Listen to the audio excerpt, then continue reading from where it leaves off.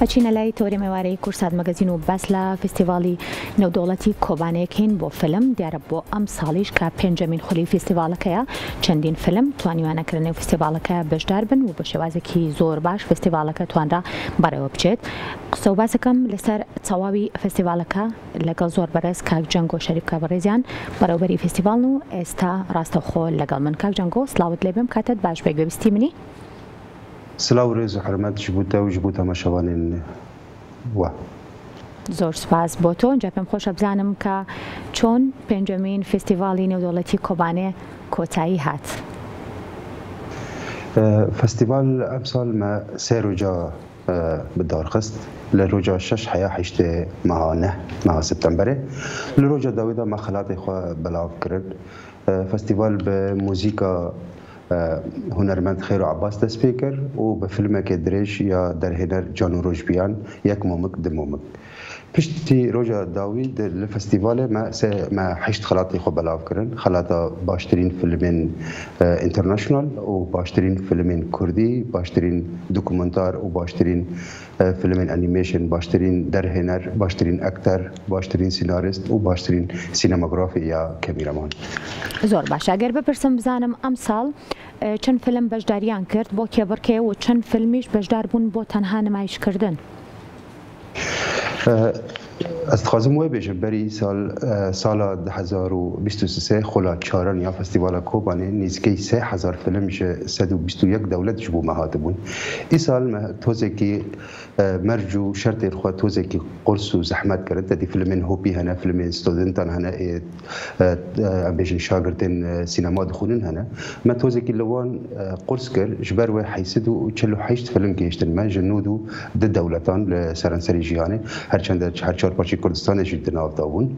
Li wan 35 film çûn pêşbergey ketin dast Komîta Dadwerî ya ku Lijnetê Tehkîm pê dilên bi seroketiya derhêner Can û Rojbiyan di nav wan da du derhênerên Emerîkî û yek ekterên Brîtanî û yek jî Edalet dokumentar li beşê dokumentar radwestiya. Li wan 35 8 film xelat wergirtin.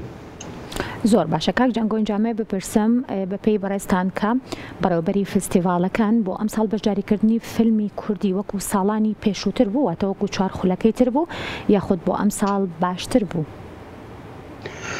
براستی ئەم ساڵ باشتر بوو، تۆزێکی فیلم زیاتر بوون، ئەس بێژم تۆزێکی بەلکی فستیڤالی گەورەتر و فەرەتر بوو.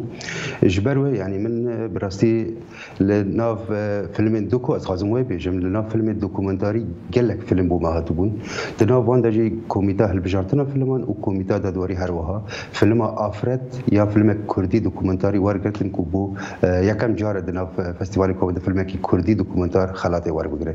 Ji ber wê diyar ku asta filmên Kurdî gêştine astê cîhanî em dikarin li nav bi taybetî awayî dokumentar dikarin bi hev de re parve bikin. هەستێکی چۆنە ڕکابەری ئێستا بینیت لە نێوان فیلمە کوردیەکان و فیلمە جیهانیەکانە لە نێو فستیڤالێکی گەورەی وەکو فستیڤالی نێودەوڵەتی کۆبانەیە؟ راستی هەستێکی زۆر خۆشە، زۆر خۆشە. ئیسال me فستیڤال bi navê derhêner Taha Kerîmî bû dibin em bêjin simbola geştek di nav çandên cîhanê de. Bi rastî filmên Kurdî êhî sal gêştî nav destê me zor li astekî berz bûn. Ke senaryo, ke derhênan û ke teswîr û heta ke sînemografî. Yani bi rastî hestek bi min zor ciwan bû. Caran yek film bînî min û Mamster Cano li ser daxivîn, Mamster Cano Rojbiyanî min destê xwe da ser serî xwe min got ewa filmê Kurdî gêştin ewa asta. Ewa hêviya me bû bi rastî gelek tiştekî balkêş û çîrokên cor bi cor tiştên taybet, tiştên di nav çîrokê me de her car em hemû dibêjin di nav her maleka Kurdî de filmek heye, di her nav maleka Kurdî sînaryok heye. Belem ew sînaryo kat çawa bidî temaşevanê ya kat çawa bidî ew bînerên te li filmê de bibînin bi rengekî sînemayî bi rastî îsal hestekî zor bi min xweş bû.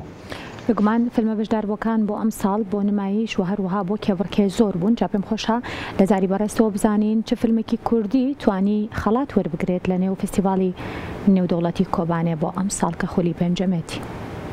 وەکی بەرینها گوتیە فیلما دوکومنتار یا ئافرەت خەڵاتی وەرگرتووە و فیلما باشترین فیلمین کوردی یا ریوایی یا بێژن نۆرمال یا فیلما زۆن بوو لاو یا کوڕ ئیجار زمانی کوردی تۆزێکی جیاوازن گەلێک ناوهەنە دەبێن زۆن بە ئینگلیزی یان کوڕ یا حوسێن بار بوو.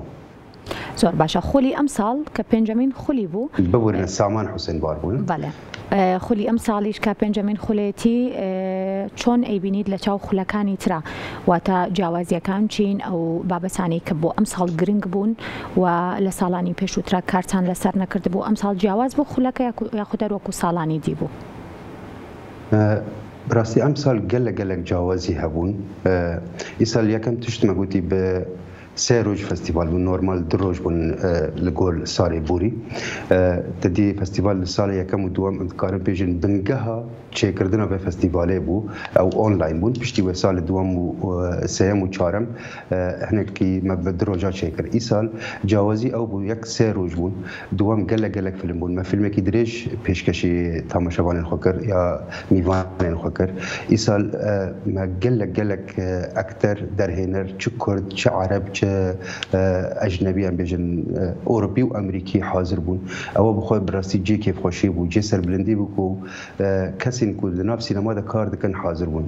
نۆرمال ساڵی بوری ینی میوانێ مە ئەو کەسین کو هەنێک بەلکی تۆزی حەزکری سینەما بوون بەس ئیساڵ بیتر ئەکتەر و دەرهێنەر و کەسین ئەم بێژن فیلمساز دناو فستیڤالە داتن دیارکردن ئەو ژی بڕاستی جێ سەربلندی بوو گەلێک خۆش بوو. ڕاستە.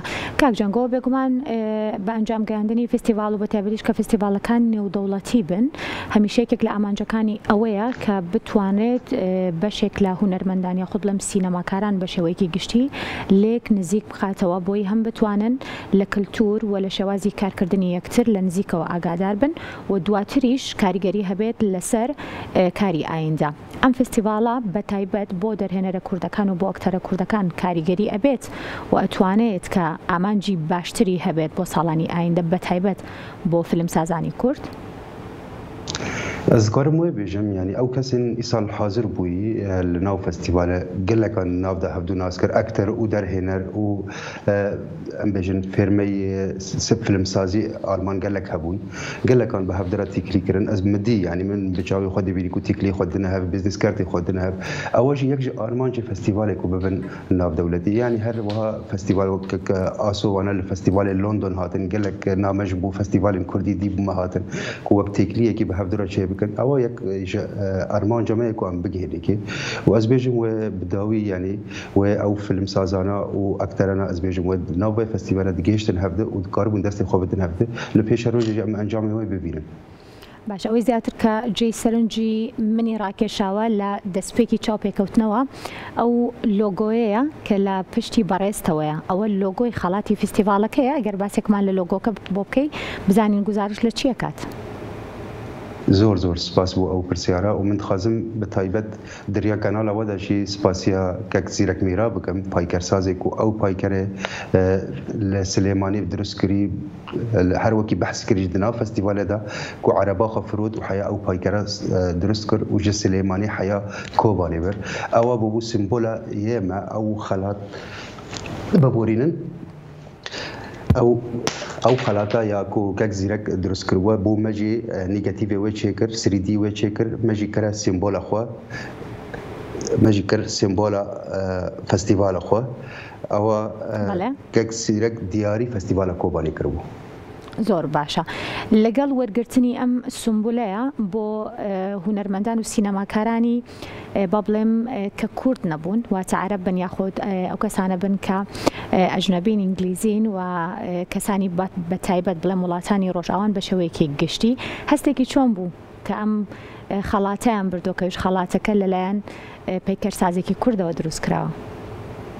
براستی هەستێکی زۆر خۆشە من هەردەم دلێم ئەو ئارمانجەمە ئەوە ئەو سیمبۆلی کوردی ئەو سیمبۆلە ژنە ئازاد یا بە دەستێکێک زیرەک میرە هاتێ دروستکردن ئەم بخن هەر مالێکی براستی ئەز هەر جار دەبێژم ئەو ساڵە بوری نزیکەی 3000 فیلم کو هەر دناو هەر فیلمێکێدا 10 کەس کارکردبن بە ئەو فستیڤالە بیستبن ئەو سیمبۆلا بینی بن زانبن کو ژنە کورد چقاس ئازادە و چقاس دکارە بە لە هەمبەر بە بيارا بساكنه وكاربل القلوي يك دست او براسيل جمن هستكي زور خوشه كو از كاربم او سيمبولا ام وك فستيفال كوباني كاربن او سيمبولا بخن هر مال در هنا ركي هر كسك بحسك او جنا آزاد ايرو لوگویا فستیوال کی سینمای کردیه.